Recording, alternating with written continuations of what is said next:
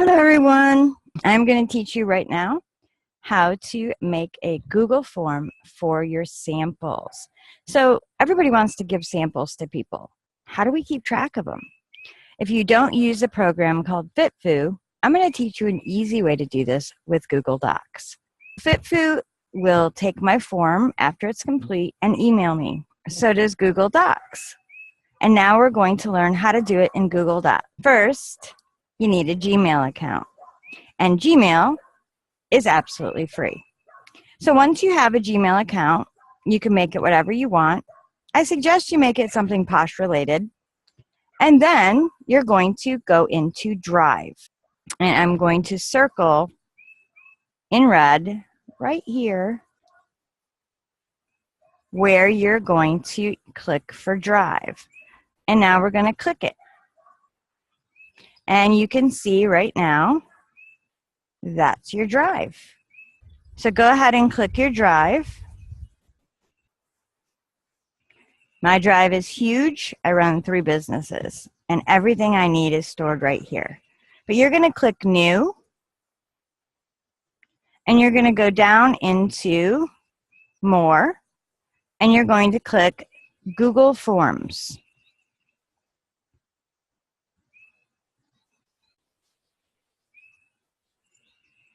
Awesome.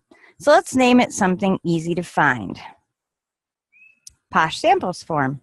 It will save on the server, and once I click the first area right here, it's going to actually save this name to this so that they line up.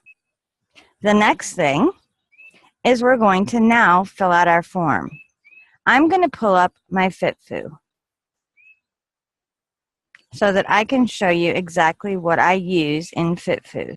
Okay, so this is the one I use in FitFu, and we can make this exactly, well, almost exactly the same way in our samples form. So I'm going to copy and paste this, but you can fill it out any way you'd like, and I'm going to go back over to my samples form, and I'm going to paste it right here. Now you can even add a picture in here, and you can go by over here on the right side and add image. And I'm going to type Posh logo.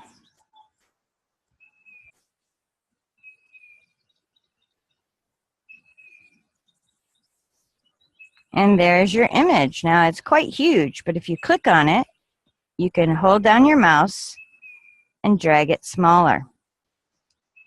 So the first question I have over here is obviously we need all the information. First name, last name, email, address, city, state, zip code, and birthday.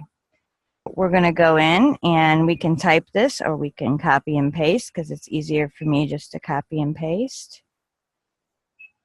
It'll automatically choose short answer, which is so awesome.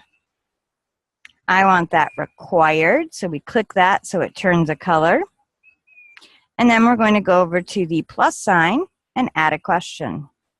And we're going to keep going.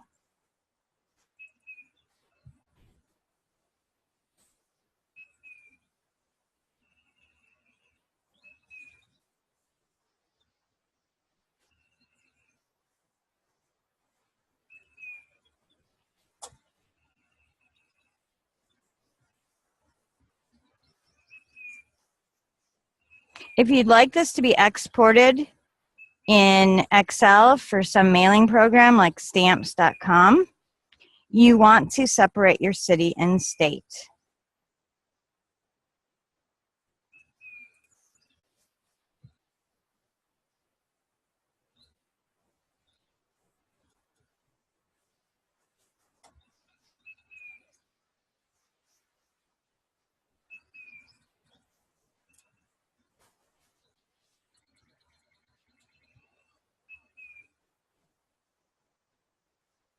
Okay, so all of those have been added. Let's look what else we want to add. You can add phone number if that pleases you. I don't necessarily use it very often, but we need birthday.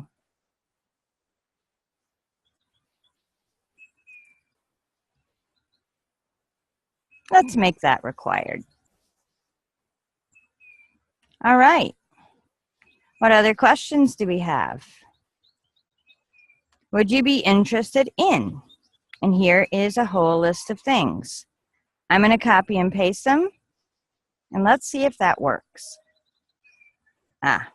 Because I did it in the wrong area.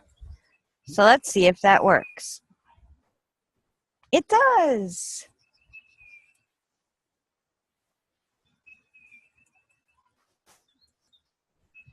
Multiple choice is automatically chosen. Let's make that required. The next one,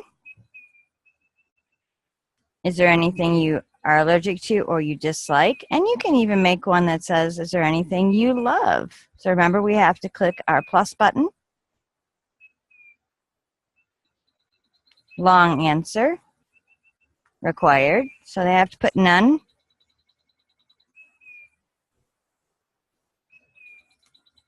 Add another question. What type of skin concerns do you have? Now, I think I'm going to actually change my FitFu so that this is a drop down, because I think it would be better. So let me go to multiple choice.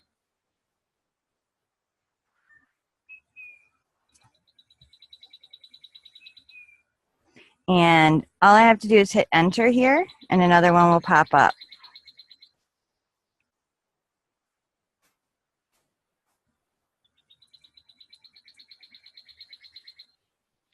So we can do eczema, rosacea. I don't spell this one very well.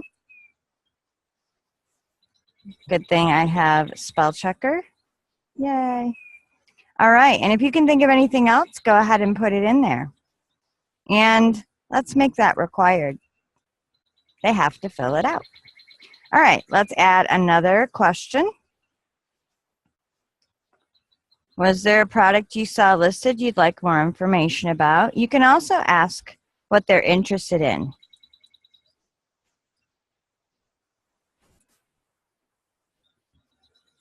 And we can make this a short answer.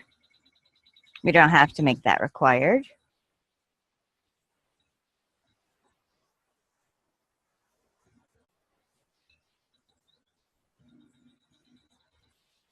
Now, if we click multiple choice, we click here, it'll automatically let me do it. And if it's multiple choice, you should be able, I think multiple choice will let you only pick one. I'm going to do check boxes. And I'm going to make that, I'm not going to make that required. And then the last question.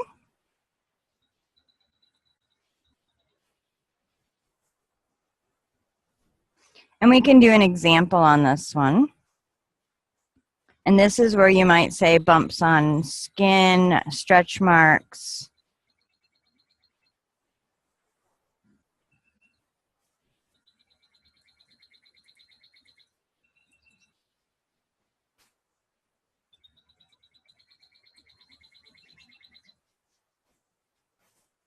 That way we give them a prompt of what we're looking for.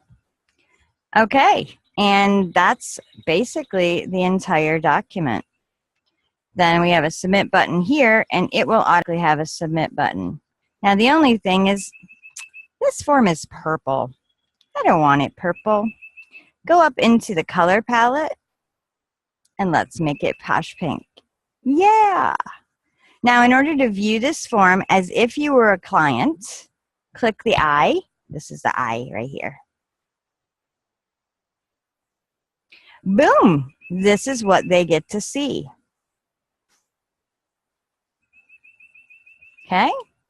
Has your website right there. This is it. Awesome.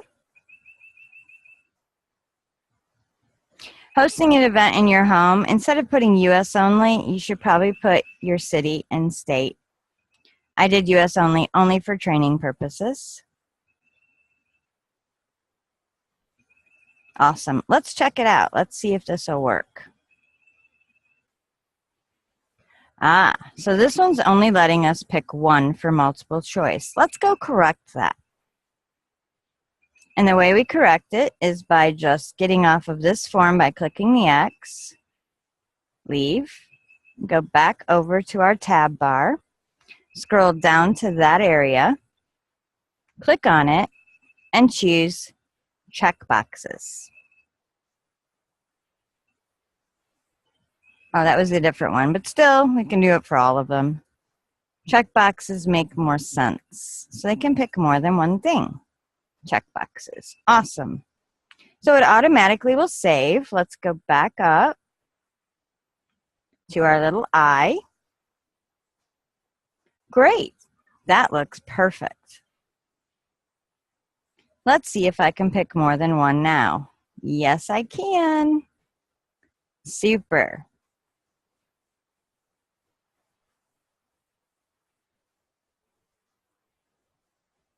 Terrific.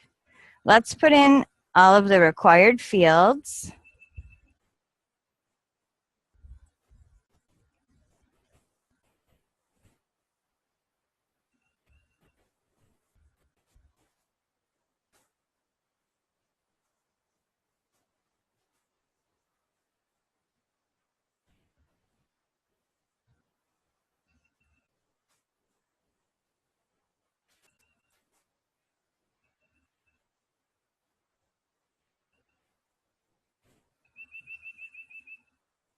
Let's click some more things just to see what it looks like.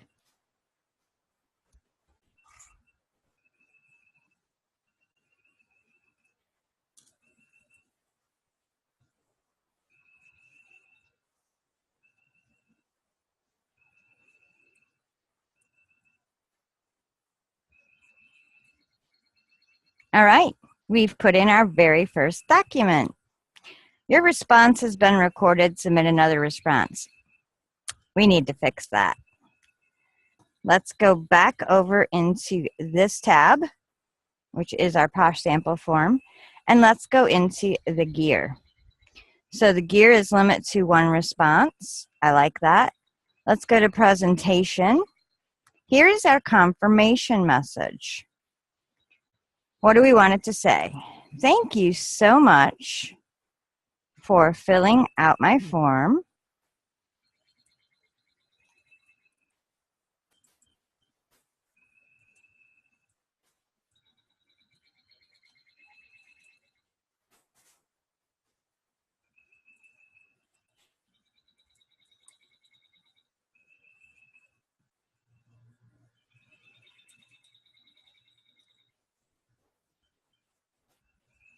There we go. Save. Cool. Let's check our responses. Oh, look, we have one. Here it is. Shows you a summary of all the responses. That doesn't work for me. Let's go to individual. So here is our form. Sally Posh. Here's where she lives, somewhere VA. Email address. This is her birthday. Oh, these are what she's interested in. Awesome. Great. You can also look at the summary if you really want to, but this is the coolest thing. You can print it. You can also click Create a Spreadsheet. Watch this. Create a new spreadsheet. Create. And it also pops up in Google Docs, well, Google Sheets, which is like Excel. And now you have a list of when somebody filled it out, what's the date, and then you can also do something that allows it to notify you by email. Let's go make sure that's set up. So this is how you would have the form emailed to you every time someone fills it out. These three dots right next to create the spreadsheet, click the three dots, get email notifications for new responses. And there you go. It's all done. Let's look at our preview one more time. And there it is. And you're done. But how do I share this, Laura? This little URL right up here. Click it and give it to people. If you want to, you can go into something called short URL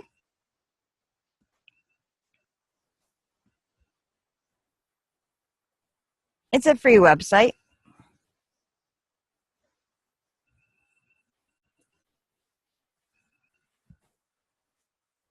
And paste it in there and ask it to shorten it for you. And here we see the result.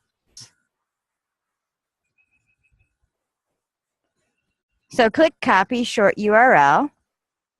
Let's open up a new tab, go up to the address and paste it. Click enter. And there's our form. Awesome. So what if all of a sudden I've closed everything out, Laura? I don't know how to get back to my form I just made. How do I do that? Go back into Drive, which are your three little dots here, down to Drive.